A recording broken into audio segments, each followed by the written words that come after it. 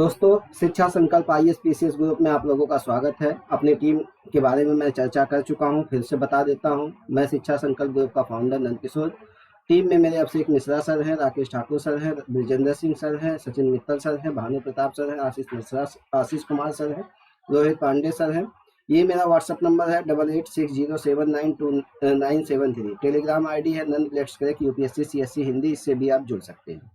दोस्तों, इस समय हम जो है अंग्रेजों का आगमन पढ़ रहे हैं और अंग्रेजों के आगमन में मैंने आपको बताया है कि किस प्रकार से जो है ब्रिटिश ईस्ट इंडिया कंपनी की स्थापना हुई है, उसका पूर्वगामी नाम क्या था और कौन कौन सी कंपनियां बनी हैं। फिर उसके बाद जो है वर्तमान समय में जो है कि आप देखेंगे कि जो कंपनी बनी है उसका नाम ईस्ट इंडिया कंपनी कब पड़ा है। सारा चीज मैं जो है डिटेल में पढ़ा चुका हूँ। अब जो है हम ब्रिटिश ईस्ट इंडिया कंपनी की जो व्यापारिक गतिविधियां हैं उसको देखेंगे कि कौन कौन सी वो व्यापारिक गतिविधियां अपना रही हैं, किस प्रकार से वो भारत में आई हैं और कौन कौन सी व्यापारिक गतिविधियों को वो अपना रही हैं, तो उस पर हम चर्चा करेंगे। तो ब्रिटिश ईस्ट इंडिया कंपनी की व्यापारिक गतिविधियां, हमारा हेडिंग क्या होगा? ब्रिटिश ईस्ट इंडिया कंपनी की व्यापारिक गतिविधियां। इसको आप लोग देख लीजिए, ब्रिटिश ईस्ट इंडिया कंपनी की व्यापारिक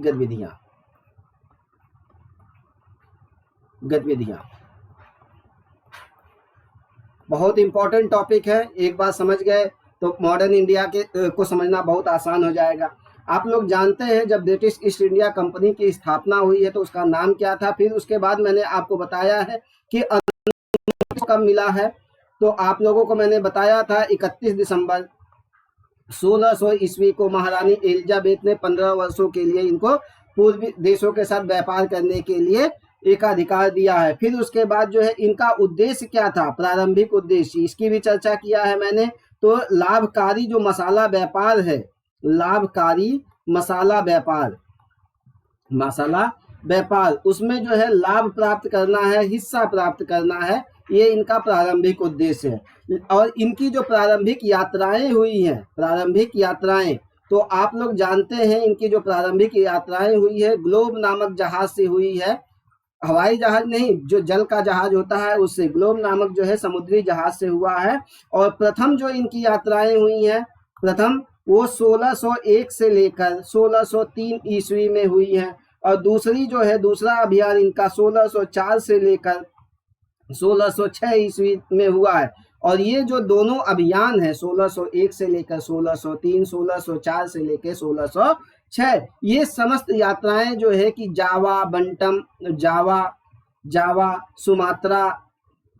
सुमात्रा, इंडोनेशिया, मलक्का इन देशों में हुआ है। यानी इस समय तक ये अभी भारत में नहीं आए हैं। अब जो है कि भारत में हम देखते हैं इनका जो है कि व्यापारिक मिशन कैसे होता है। इसके पहले एक दो जो है कि अंग्रेज आ चुके हैं, उसकी मैं चर्चा कर चुका हूं, लेकिन यहाँ पे हम व्यापारिक मिशन की चर्चा कर रहे हैं कि 31 दिसंबर 1600 ईस्वी को जब इनको व्यापारिक एकाधिकार मिल गया है, उसके बाद जो इनका अभियान हुआ है उसकी हम चर्चा कर रहे हैं। तो आप देख रहे हैं 1601 से लेकर 1603 ईस्वी जावा, सुमात्रा, मलक्का, इंडोनेशिया, यहाँ पे ये प्रथम अभियान कर रहे हैं।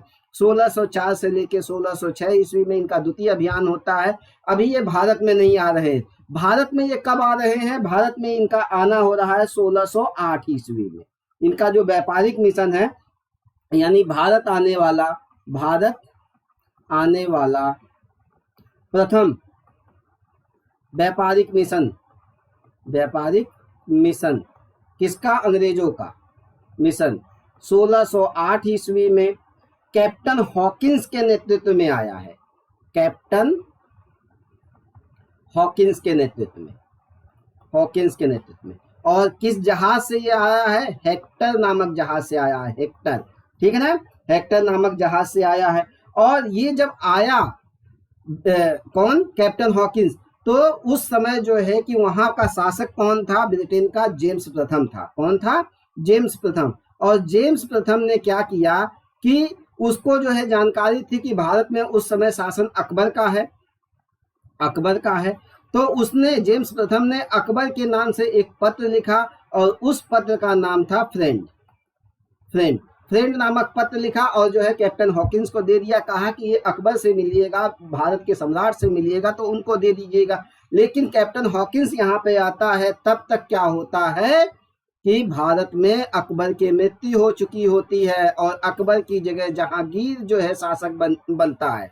और ये जो पत्र लिखा गया था, फ्रेंड नामक पत्र, ये फारसी भाषा में लिखा गया था। आपसे पूछा जाएगा कौन सा पत्र लेकर आया था, तो फ्रेंड नामक पत्र लेकर आया था। किसके नाम से लेकर आया था? अकबर के नाम से लेकर आया था। किस भाषा में लिखा था? तो फारसी भाषा में लिखा था।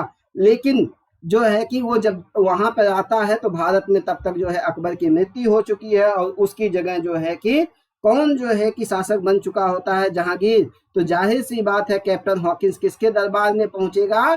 जहांगीर के दरबार में पहुंचेगा। और कैप्टन हॉकिंस खुद जो है तुर्की भाषा जानता है, फारसी भाषा जानता है, अंग्रेजी भाषा जानता है। और जब जहांगीर से वो मिलता है तो जहांगीर से वो फारसी भाषा में बात करता है। कौन? हॉकिंस। हॉकिंस जो है जहांगीर से किस भाषा में बात किया है? फारसी भाषा में बात किया है। और जहांगीर उसकी बात से इतना प्रभावित होता है कि उसको 400 का मनसब देता है। मनसब जो है कि एक पद हुआ करता था और वो जो है पद उसको प्रदान करता है कैप्टन हॉकिंस को। कौन? जहांगीर। और साथ ही साथ जो है कि जहांगीर को वो इंग्लिश खान की उपाधि भी देता है। इंग्लिश खान की उपाधि भी देता है। तो ये ध्यान रखिएगा, इंग्लिश खान की उपाधि किसको मिली है? तो इंग्लिश खान की उपाधि कैप्टन हॉकिंस को मिली है। 400 का मनसब किसको मिला है? कैप्टन हॉकिंस को मिला है। कैप्टन हॉकिंस तुर्की फारसी भाषाएं जानता था, वह जहांगीर से मिला है। यहाँ से देखो प्री का क्वेश्चन आपका बनता है, तो इन चीजों को जो है ध्यान में रखते हुए चलिएगा। अब कैप्टन हॉकिंस जो है क्या करेगा? जहांगीर से जो है अनुमति मांगेगा। वो कहेगा कि भाई देखो यहाँ पे पुर्तगाली हैं, यहाँ पे डच हैं, यहाँ पे जो है कि हमें भी जो है अपनी कोठी जो है कि खोलने की अनुमति दिया जाए। तो जहांगीर से वो प्रभावित होता है। जहांगीर से प्रभावित होता है तो जहांगीर कहता है ठीक है, आप जो है कोठी खोलना चाहते हैं खोल लीजिए। तो सूरत में वो जो है कि आज्ञा मांगता है कि सूरत में आप हमें कोठी खोलने दीजिए। तो सूरत में कोठी खोलने की इजाजत दे दी जाती है। लेकिन चूंकि सूरत गुजरात में है और गुजरात में उस समय जो है सूरत में आप देखेंगे पुर्तगालियों का वर्चस्व है। पुर्तगालियों का वर्चस्व है और पुर्तगाली इस आज्ञा का विरोध करते हैं। कहते हैं नहीं, सूरत में जो है किसी भी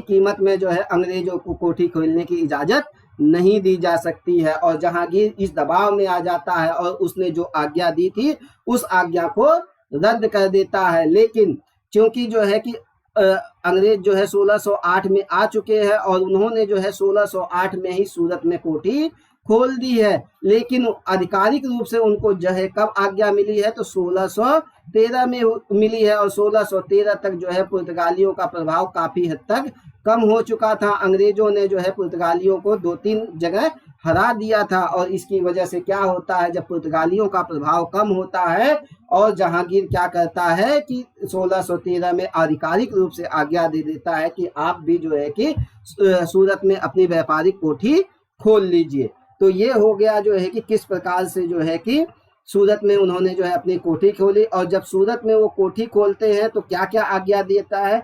तो यहाँ पे व्यापार करने की आज्ञा देता है, अस्थायी रूप से बसने की आज्ञा देता है, अस्थायी रूप से बसने की आज्ञा देता है, अन्य व्यापारिक सुविधाएं प्रदान करता है, उनको अन्य व्यापारिक सुविधाएं प्रदान करता है। और चूंकि कैप्टन हॉकिंस भारत में आता है और भारत में आकर यहाँ की समृद्धि को वो देखता है, तो कैप्टन हॉकिंस भारत के विषय में लिखता है कि भारत में केवल चांदी आती ही आती है, भारत में केवल चांदी आती ही आती है, जाती कभी नहीं है। ये कैप्टन हॉकिंस भारत के विषय में लिखता है। यानी उस समय का भारत 1608 का जो भारत है काफी समृद्ध है और उसके बाद भी जो है कि ये काफी समृद्ध रहा है। आज भी आपका भारत समृद्ध है, लेकिन तथाकथित गद्दारों की वजह से क्या हो रहा है, भारत जो है फिर से गुलामी की तरफ बढ़ रहा है। खैर वो अपना मुद्दा है, आप सोचिएगा, मैं इतिहास पढ़ा रहा हूँ, इतिहास की चीजें आपको बताऊंगा। तो भारत में केवल चांदी ही आती है, ये किसका कथन है? ये कैप्टन हॉकिंस का कथन है। ऐसा ही कथन प्लिनी भी जो है कि पहले प्राचीन भारत में दे चुका है, तो ये ध्यान रखिएगा। और कैप्टन हॉकिंस क्या करता है? तो कैप्टन हॉकिंस जो है जहांगीर की शराब पार्टियों में भी आमंत्रित होता था, जहांगीर की शराब पार्टियों में आमंत्रित होता था। जहांगीर के विषय में वो लिखता है कि आगरा में कोई भी महिला बिना बादशाह की अनुमति के सती नहीं हो सकती थी। आगरा में कोई भी महिला बिना बादशाह के यानी जहांगीर की अनुमति के बिना सती नहीं हो सकती थी। ये किसका कथन है? ये है कैप्टन हॉकिंस का कथन। किसके बारे में वो कहता है? जहांगीर के विषय में कहता है। फिर उसके बाद 1611 में जो है कि जहांगीर क्या, कैप्टन हॉकिंस क्या करता है? जहांगीर का दरबार छोड़ देता है और सूरत बंदरगाह पहुंच जाता है। सूरत, और सूरत में जब वो जाता है, सूरत पहुंचता है, सूरत में जो है कि वहां पे स्वाली हॉल बंदरगाह है। स्वाली हॉल बंदरगाह, इस बंदरगाह पे कैप्टन जॉन हेनरी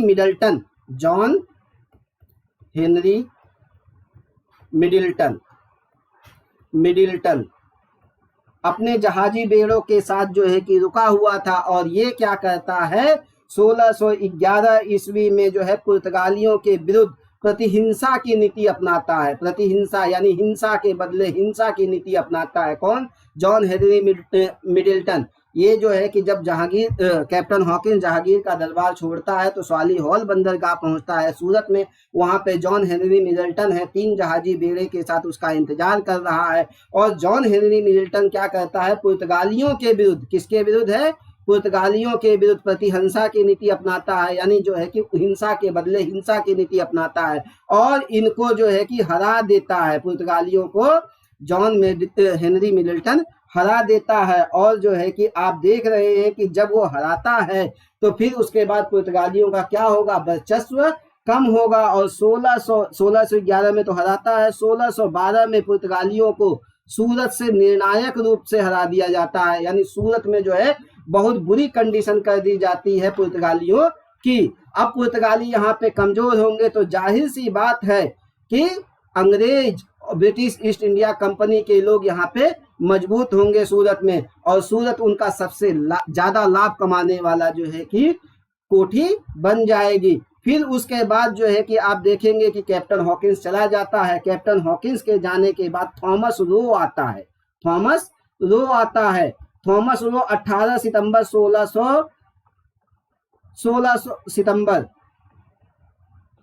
1615 ईस्वी में भारत पहुंचता है और 10 जनवरी 1616 को वह जहांगीर से मुलाकात करता है। यह भी जेम्स प्रथम का जो है पत्र लेकर आया हुआ होता है, जेम्स प्रथम का, और इस पत्र का नाम होता है परफेक्ट नामक जो है कि पत्र लेकर आता है। कौन?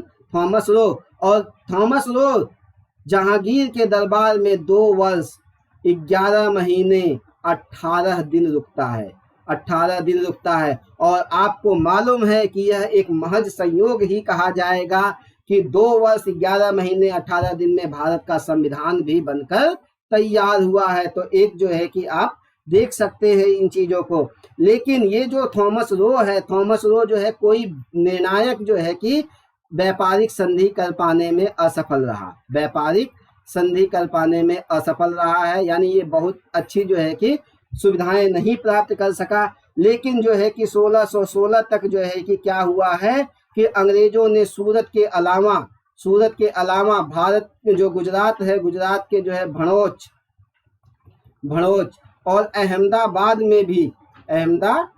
में भी अपनी कोठियां स्थापित कर दी है। यानी धीरे धीरे इनका जो है कि क्या हुआ है? वर्चस्व बढ़ता जा रहा है। किसका? अंग्रेजों का। एक के बाद एक कोठी स्थापित कर रहे हैं। वहीं दक्षिण भारत में भी ये कोठी स्थापित कर रहे हैं। दक्षिण भारत में इनकी पहली कोठी मछलीपट्टनम में स्थापित हुई है 1611 ईस्वी में। वो जो है आगे हम पढ़ाएंगे। लेकिन यहाँ पे अभी आप जो है गुजरात को ध्यान में रखिए और आगरा को ध्यान में रखिए, ठीक है। और फिर उसके बाद क्या होता है कि आगरा में भी अंग्रेजों की एक कोठी जो है कि खुलती है। आगरा में भी एक कोठी खुलती है, ठीक है। और ये जो है कि ये जो कोठी है यहाँ पे शाही बेतों के लिए जो है कि बेत जो आप देखे होंगे कि जो बड़े बड़े लोग होते हैं एक शाही डंडा लेके चलते हैं, उसको बेत कहा जाता है। तो उसको इकट्ठा करती थी और उसकी आपूर्ति के लिए ये आगरा की कोठी मशहूर थी। और राजस्थान का एक जो है बयाना नामक जगह है, यहाँ पे भी इनकी कोठी बनती है। और बयाना से जो है नील इकट्ठा किया जाता था। क्या इकट्ठा किया जाता था? नील इकट्ठा किया जाता था।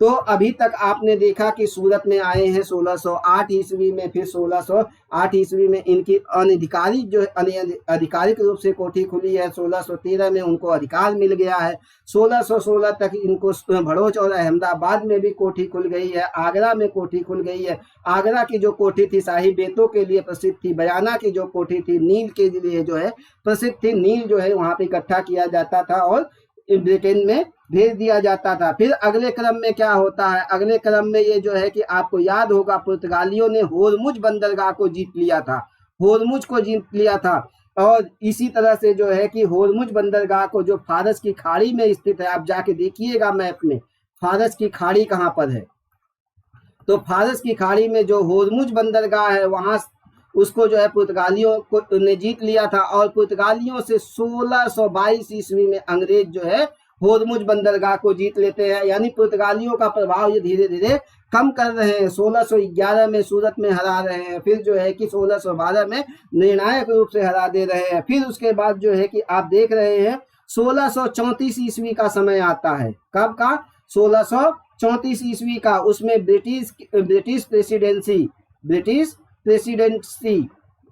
प्रेसिडेंसी और गोवा की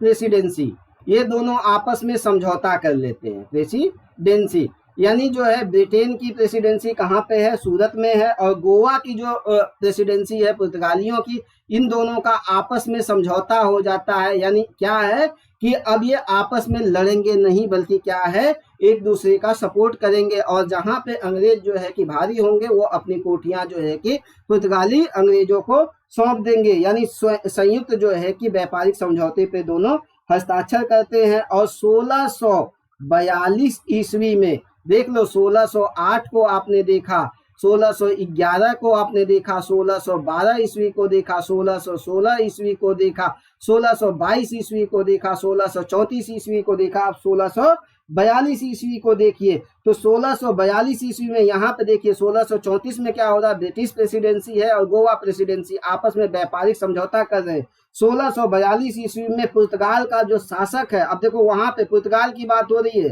पुर्तगाल का शासक है जॉन चतुर्थ, और जो है ब्रिटेन का शासक है चार्ल्स प्रथम। ये दोनों जो है क्या कहते हैं, ये जो 1634 में संधि हुई है इसकी पुष्टि कर देते हैं कि हाँ वहाँ की जो प्रेसिडेंसियों ने, वहाँ की जो प्रेसिडेंसी है भारत में, जो ब्रिटिश प्रेसिडेंसी और पुर्तगाल की प्रेसिडेंसी है, आपस में जो समझौता हुआ है वो दोनों सही है, यानी उसकी पुष्टि कर दी जाती है। और जो है कि दोनों देशों को अब क्या है, स्वतंत्र होकर व्यापार करने की छूट मिल जाती है। यानी अब जो है ब्रिटेन के जो जहाज जाएंगे उस पर पुर्तगाली हमला नहीं करेंगे, और पुर्तगाली के जो जहाज जाएंगे उस पर ब्रिटेन वाले हमला नहीं करेंगे। यानी दोनों अब जो है क्या करेंगे, स्वतंत्र होकर व्यापार करेंगे। यानी पुर्तगालियों का प्रभाव क्या हुआ है, काफी कम हुआ है यहाँ पे। फिर उसके बाद आप देखेंगे 1661 का समय आता है, 1661 का समय आता है, 1661 का समय। 1661 के समय में क्या होता है कि पुर्तगाल में और ब्रिटेन में, पुर्तगाल और ब्रिटेन में और अच्छे संबंध बनते हैं, ब्रिटेन में और अच्छे संबंध बनते हैं। और पुर्तगाल की राजकुमारी है, पुर्तगाल की राजकुमारी कैथरीन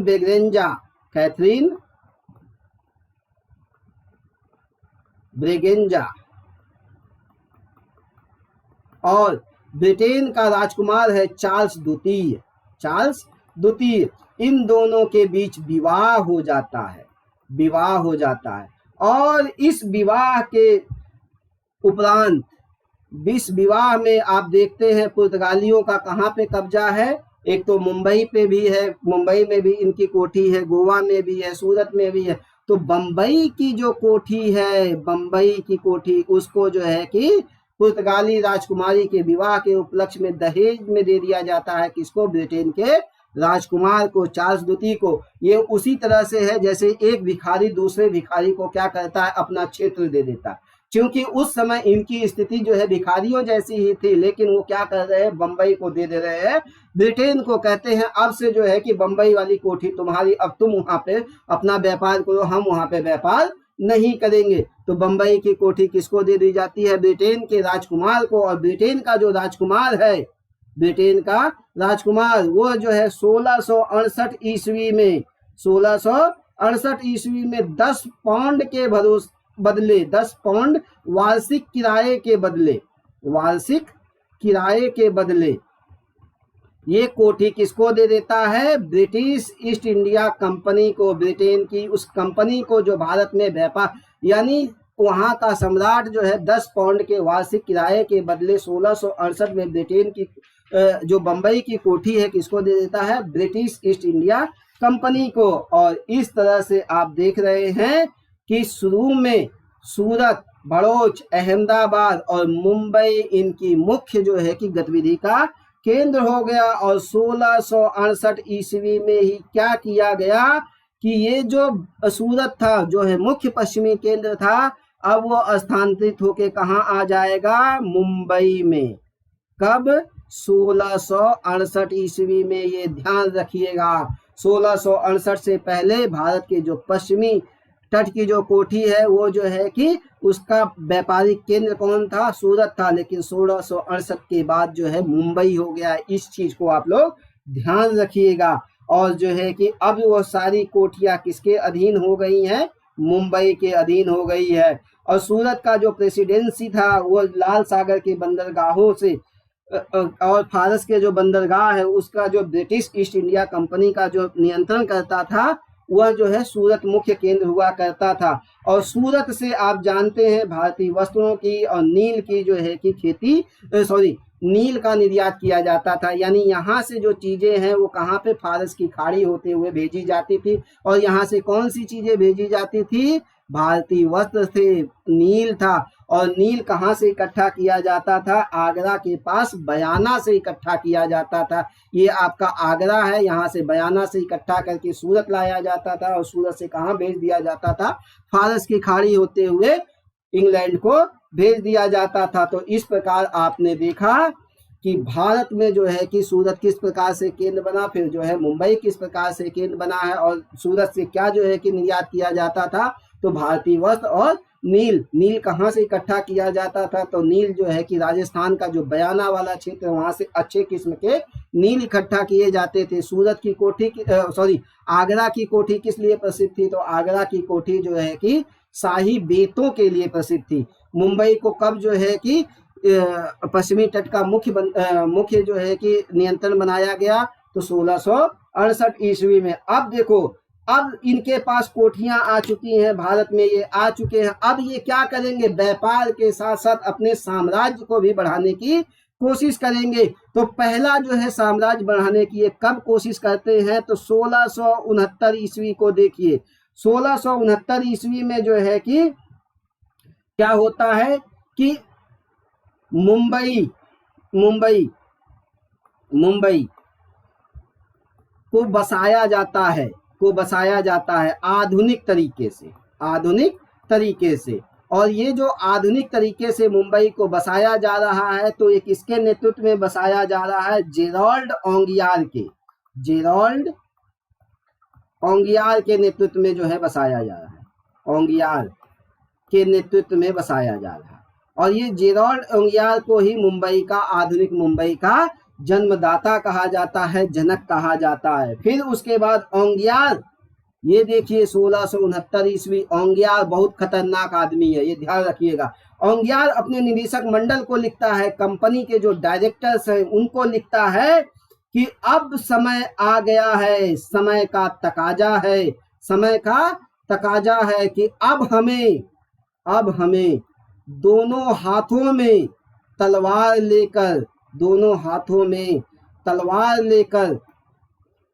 लेकर अपने व्यापार को नियंत्रित करना चाहिए।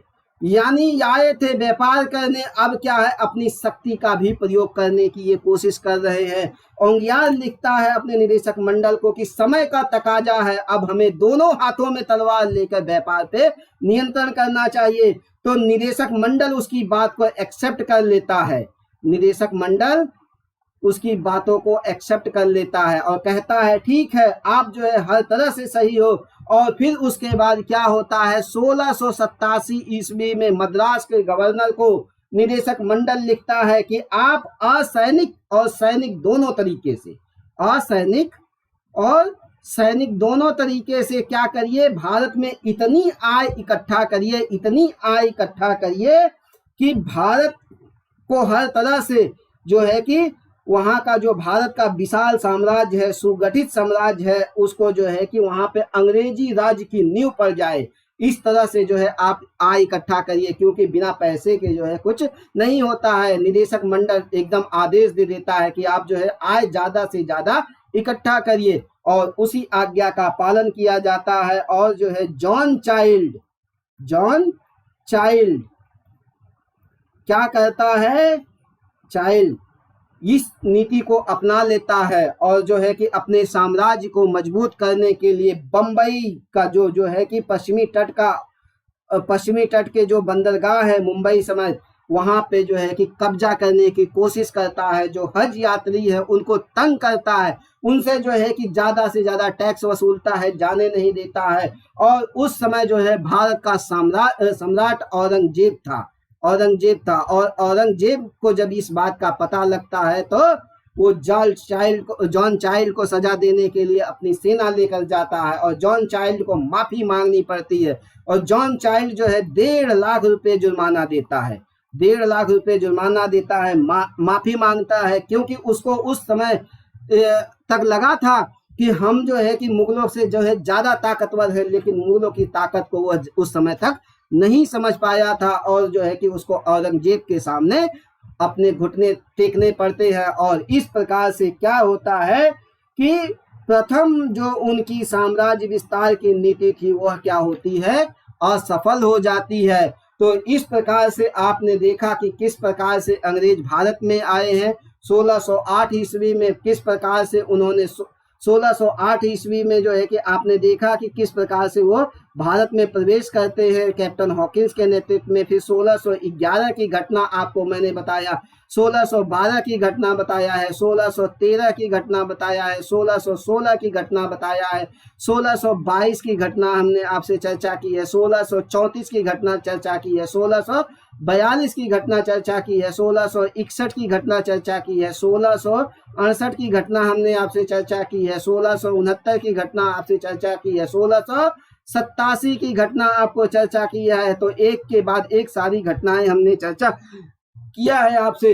तो कुछ नाम आपको हमने बताए हैं, जैसे जो है कि कैप्टन हॉकिंस का नाम बताया है, थॉमस रो का नाम बताया है, जॉन चाइल्ड का नाम बताया है, जेरोल्ड ओंगियार का नाम आपसे हमने चर्चा किया है।